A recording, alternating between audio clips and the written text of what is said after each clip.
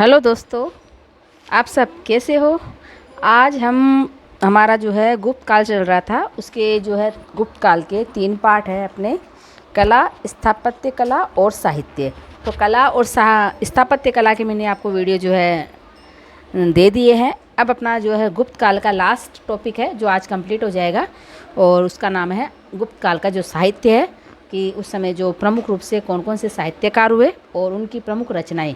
तो इनमें से जो है एक क्वेश्चन जो है अब तक कई एग्ज़ामों में देखने को मिला है। अभी जो एग्ज़ाम हुए थे उनमें से भी जो है क्वेश्चन आया था। तो ये आप अच्छे से जो है इनकी पुस्तकें और उनके जो राइटर है, लेखक है, उनके नाम अच्छे से आप याद कर लीजिए। तो चलते हैं हम गुप्तकालीन साहित्य की तरफ। तो सबसे पहले हम पढ़ते हैं कि गुप्तकालीन जो साहित्य है इसकी जो है क्या विशेषताएं है। तो ये गुप्तकालीन जो साहित्य है, ये जो है पुराण जो थे ना, उसको पूर्ण रूप से पूर्ण स्वरूप जो है वह गुप्त काल में ही प्राप्त हुआ है। यानी जो पुराणों की रचना पहले से होने लगी थी, लेकिन उनको जो पूर्ण स्वरूप पूरे हो गए तो वह गुप्त काल में उनको आकर पूर्णता मिली है। और इसके अलावा जो रामायण है आपके, ये महाकाव्य है, महाभारत है, ये भी महाकाव्य है। इनको भी जो है अंतिम स्वरूप आपको गुप्त काल में मिला है। आपको पता है कि रामायण में 7 कांड है। रामायण में जो अध्याय है ना, उनको कांड कहा जाता है। तो रामायण में 7 कांड है और महाभारत में जो है पर्व है। वहाँ पे जो अध्याय है उनको पर्व कहा जाता है। तो वहाँ पे जो है 18 पर्व है। फिर अपन चलते हैं कि इस काल में जो है कई स्मृतियों की भी रचना हुई, जैसे कि ये पाराशर स्मृति है, कात्यायन स्मृति है जो आर्थिक विषय से संबंधित है।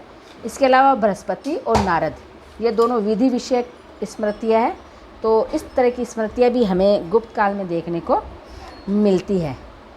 गुप्तकालीन जो नाटक थे ना, वो प्रेम प्रधान और सुखांत थे। उनका जो अंत है वो सुखांत होता था, है ना। उसमें किसी भी प्रकार का दुख विरह नहीं होता था। अंत में नायक नायिका का जो है मिलन हो जाता था या हैप्पी एंडिंग होती थी। फिर है यहाँ के इस गुप्त काल में जो नाटक लिखे गए, तो उसमें जो उच्च सामाजिक स्तर के जो पात्र होते थे ना, जैसे राजा है, मंत्री है, वो जो है वो संस्कृत बोलते थे। उनकी बोलचाल की भाषा क्या थी?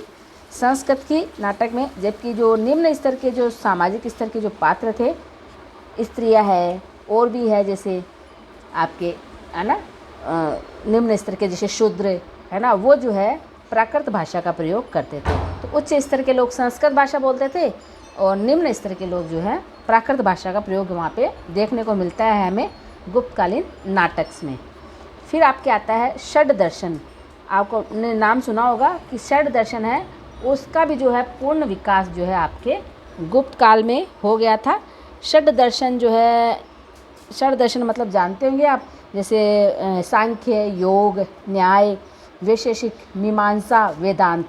ये आपके 6 दर्शन है ना। ये जैसे सांख्य के है कपिल, योग के आपने पढ़ा होगा पतंजलि, और न्याय के आपके गौतम, वैशेषिक के आपके कणाद, और मीमांसा के आपके जो है जैमिनी, वेदांत जो है वो बाद नारायण ने लिखा है। तो ये आपको जो है याद करने की ज़रूरत नहीं है, केवल इतना ही है कि षड दर्शन का पूर्ण विकास गुप्त काल में हुआ है। तो मैंने इसका पूरा डिटेल में आपको इसमें नहीं दिया है, क्योंकि फिर वो बहुत ज़्यादा हो जाता, अनावश्यक हो जाता। जो कि केवल आपको इतना है कि षड दर्शन का आपको पूर्ण विकास जो है गुप्त काल में देखने को मिलता है। फिर आता है आपकी कालिदास। ये गुप्त काल का जो है प्रमुख जो है आपके लेखक कह लो, है ना, मुख्य राइटर है। संस्कृत का महान विद्वान है ये, और इसे हम भारत का शेक्सपियर के नाम से भी इसे जाना जाता है। और इसकी जो शैली थी लिखने की, वो थी वैदर्भी शैली। इसने अपने ये नाटक लिखे हैं, है ना, काव्य लिखे हैं जितने भी, वो वैदर्भी शैली में लिखे हैं। तो इनकी शैली कैसी थी? वैदर्भी शैली थी कालिदास की। और इन्होंने जो प्रमुख रूप से जो आपके इनकी रचनाएं हैं, तो 2 तो इसके खंड काव्य है और 2 इसके महाकाव्य है, और ये 3 इनके प्रमुख नाटक है। तो ये आपको याद होने चाहिए। इससे संबंधित जो है क्वेश्चन जो है ज़रूर आता है।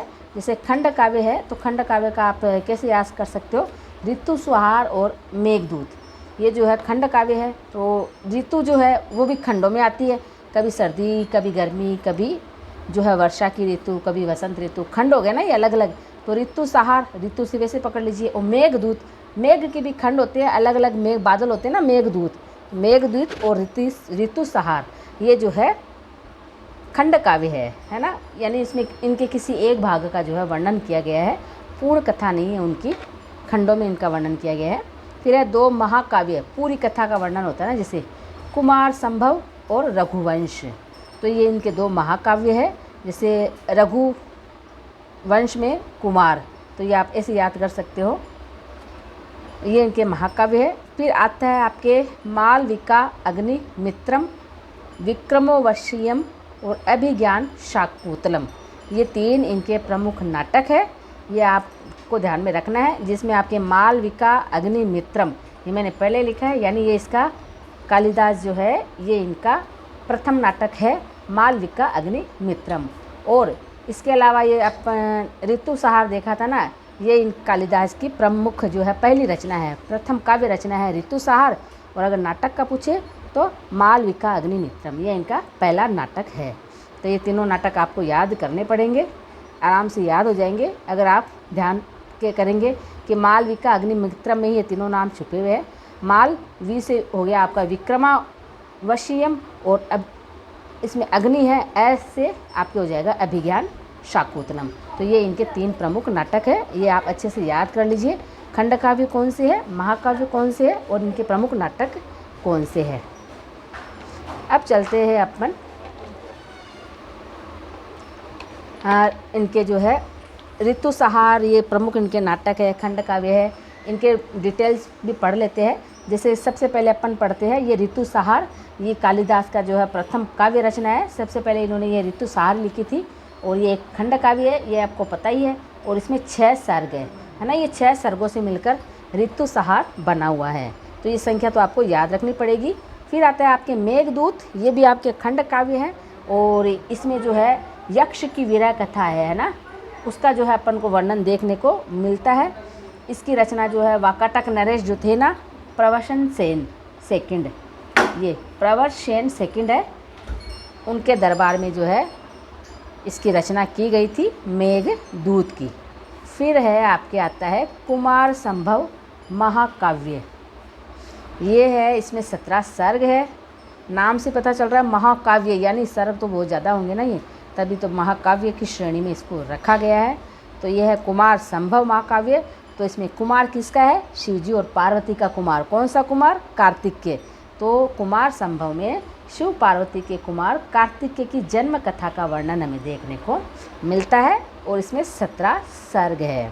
जहाँ कार्तिकेय का नाम आ जाता है तो 17 से खतरा हो जाता है, तो इसे ध्यान रख लीजिए, कुमार संभव। फिर है आपके रघुवंशम, ये भी आपके जो है महाकाव्य है रघुवंशम। तब इसमें जो है कुमार संभव में 17 है, तो रघुवंशम, भगवान रघु जो है, राम जो है, वो क्या किसी से पीछे है, तो उन्होंने जो है 19 सर्ग, तो इसमें आते हैं अपने 19 सर्ग। और इसमें जो रघुवंश में जो है राजा दिलीप से लेकर जो अग्निवर्ण राजा है, इक्ष्वाकु वंश के जो 40 राजा है, कौन से, दिलीप से लेकर अग्निवर्ण तक, उनकी कथाओं का वर्णन हमें रघुवंशम में देखने को मिलता है।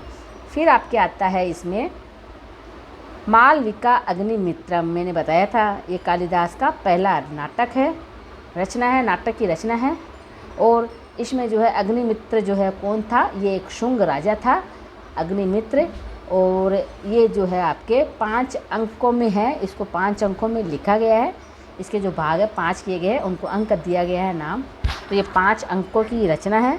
और इसमें जो शुंग राजा जो अग्निमित्र है, और इसमें मालविका है ना, उनके जो है प्रणय कथा का इसमें जो है चित्रण किया गया है।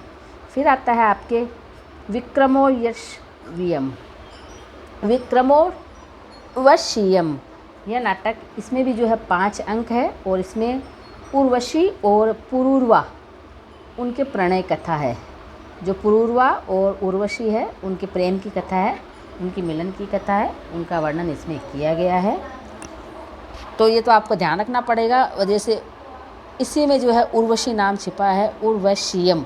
तो आप ये ध्यान रखना कि इसमें उर्वशी और पुरूरवा की कथा है। मालविका अग्निमित्रम, तो अग्नि और मालविका, मालविका और अग्निमित्र जो है उनकी प्रणय कथा है। फिर आता है आपके मोस्ट इम्पोर्टेंट नाटक अभिज्ञान शाकुंतलम। ये देखिए अभिज्ञान शाकुंतलम जो है कालिदास की प्रमुख रूप से सर्वश्रेष्ठ रचना है, सर्वोत्कृष्ट रचना है। और इनके अंक जो है इन दोनों नाटकों से 2 ज़्यादा है।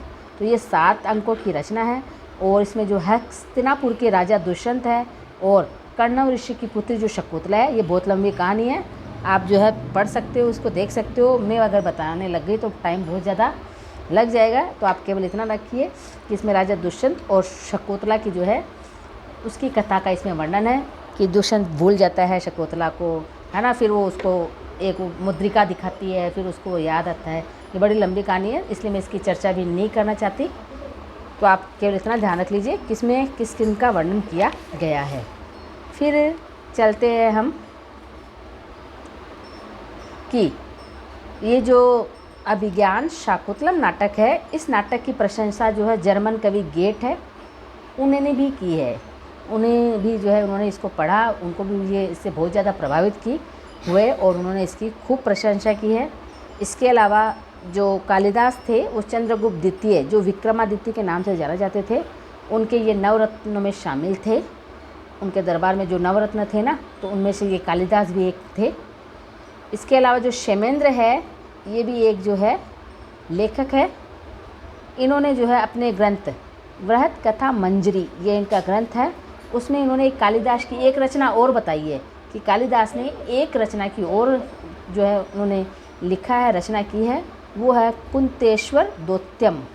यानी अगर ये पूछ ले आपको कि कुंतेश्वर दौत्यम की रचना किसकी है, तो ये कालिदास की है। कैसे कुंतेश्वर और कैसे कालिदास, तो ये इसका जो है हमें उल्लेख कहाँ देखने को मिलता है, जो क्षेमेंद्र की वृहत कथा मंजरी में देखने को मिलता है।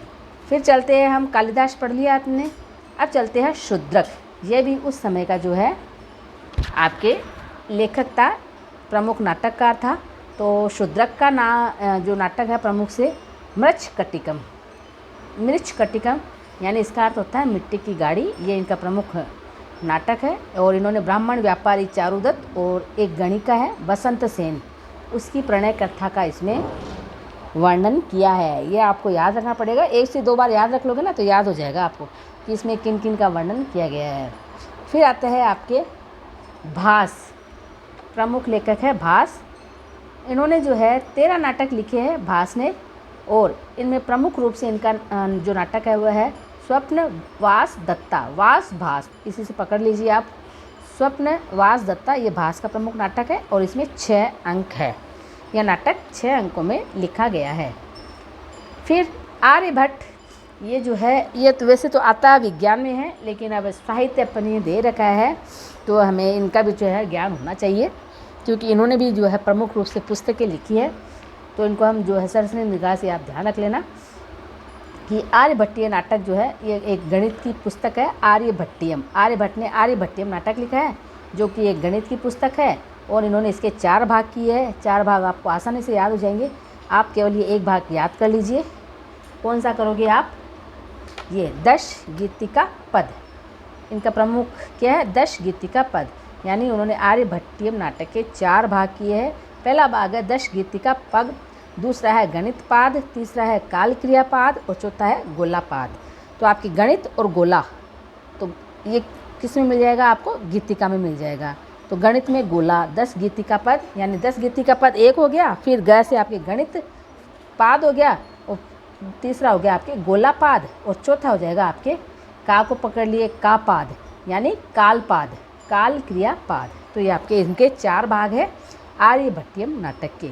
फिर ये जो आर्यभट्टियम नाटक है ये आपके अरबी भाषा में इसका अनुवाद जो है जीज अल अजहर नाम से किया गया है, यानी जीज अल, ये आ सकता है आपके कि जीज अल अजहर नाम से, है ना, किसका किस भाषा में अनुवाद किया गया है, तो जीज अल अजहर नाम से ये आर्यभट्टियम जो है इनकी रचना, उनका जो अनुवाद अरबी भाषा में किया गया है।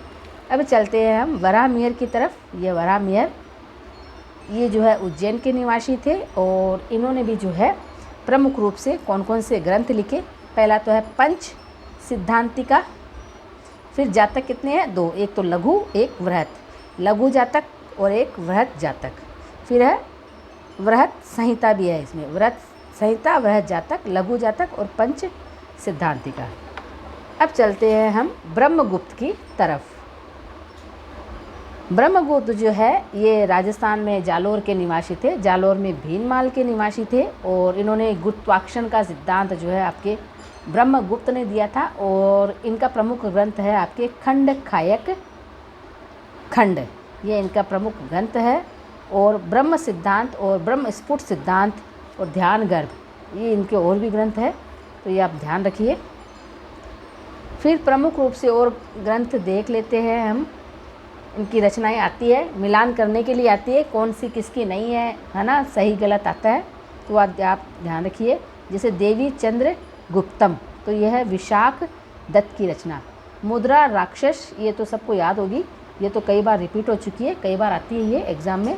मुद्रा राक्षस विशाख दत्त की है। देवी चंद्र गुप्तम, ये भी आपके विशाख दत्त की है, तो विशाख दत्त की दो हो गई, देवी चंद्र गुप्तम और मुद्रा राक्षस। फिर है काव्य दर्शन या काव्य, ये आपके है दंडिन की, और 10 कुमार चरित्र, ये भी आपके है दंडिन की। फिर है कीर्तार्जुन नियम, ये आपके भारवी की है, जिसमें 18 सर्ग है, जिसमें अर्जुन की कथा का वो वर्णन है ना वो, तो ये आपके है कीर्तार्जुनियम, 18 सर्ग में भारवी ने लिखी है। अमर कोश लिखी है आपके अमर ने। फिर है न्याय अवतार, जो है सिद्धसेन ने लिखी है। पंचतंत्र जो है विष्णु शर्मा ने, ये भी कॉमन है, आपको ध्यान याद हो जाएगी। फिर है वात्स्यायन, आपके कामसूत्र ने लिखी है। कामसूत्र जो है आपके वात्स्यायन ने लिखी है, तो जैसे काम की भावना से वासना काम जो है सिमिलर वर्ड है, तो उससे आप इसको लर्न कर सकते हो। चंद्र व्याकरण, ये चंद्र गोमिन ने लिखी है। फिर है विशुद्ध मग्गा, ये बुद्ध घोष ने लिखी है। सुश्रुत संहिता, ये सुश्रुत ने लिखी है, कई जो है किताबों में तो इन्हीं के नाम आ रहे हैं। अग्नि घुंटू, ये धन्वंतरी ने लिखी है। अष्टांग हृदय, ये वाघभट्ट ने लिखी है, ये भी आपके मोस्ट है।